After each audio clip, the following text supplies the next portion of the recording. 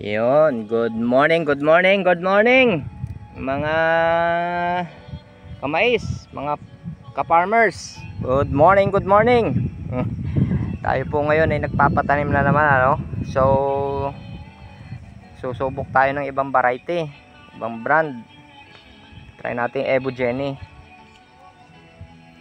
So, ito pong area natin is 1 hectare. Yan. So hindi na po natin pinatudlingan, ano. Nilalagyan-lagyan na lang natin ng tali. Mabilis naman ang pagtatanim natin. Hindi katulad ng ano, kasi yung atin ay tinutulak lang. So ayan po ang ating kasama. Si JB.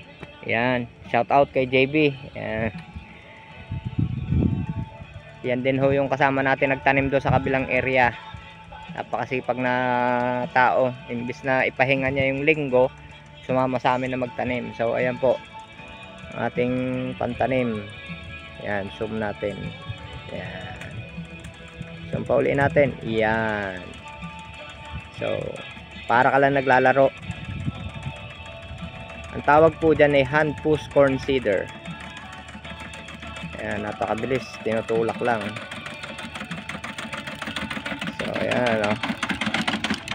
Ayan. Ayan, kung makikita nyo, ayan.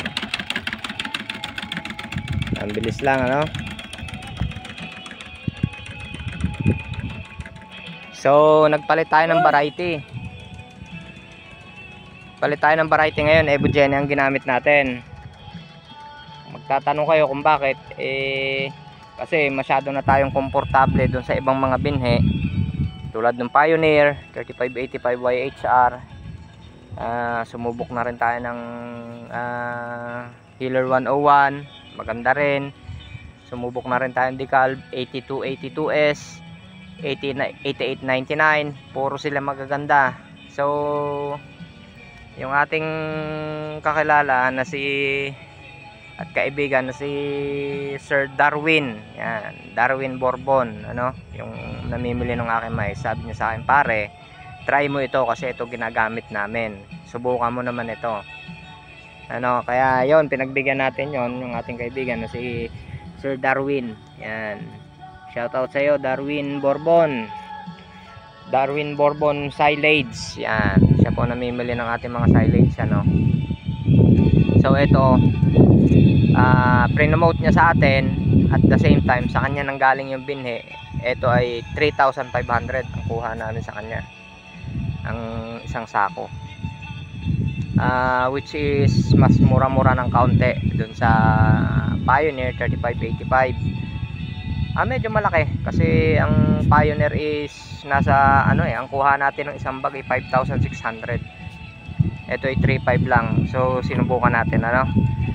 Yung ating dating ginagamit din na iba is mura din, yung 82S 8899 tsaka Healer 101, galing naman ng South Cotabato.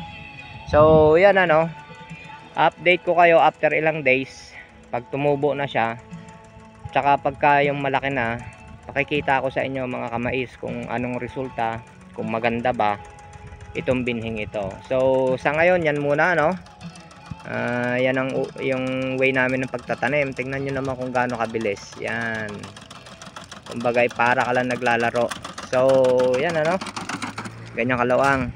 So most probably mga 3 o'clock 2 o'clock tapos na ito sa 3 taong magtatanim. Palit-palitan sila. So hindi na natin pinatudling, nilagyan na lang natin ng linya na ano, may pinakalinya na lang siya na tali. So yun po, no, maraming salamat muli, at pa-subscribe naman po sa ating munting YouTube channel, Torx at Works, at mabuhay ang magsasakang Pilipino. Yan.